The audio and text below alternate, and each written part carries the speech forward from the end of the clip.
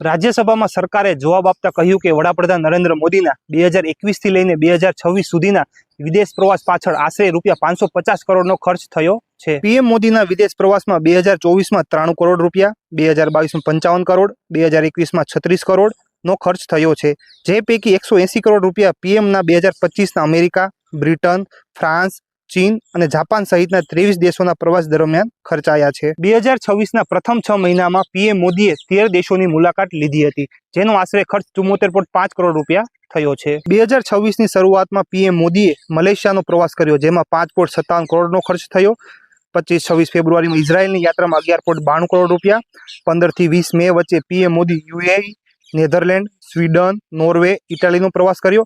આ પ્રવાસમાં યુએઈમાં 1.97 કરોડ, નેધરલેન્ડમાં પ્રવાસે 3.60 કરોડ, સ્વીડનમાં 6.33 કરોડ, નોર્વેના પ્રવાસમાં સૌથી વધુ 17.46 કરોડનો ખર્ચ થયો।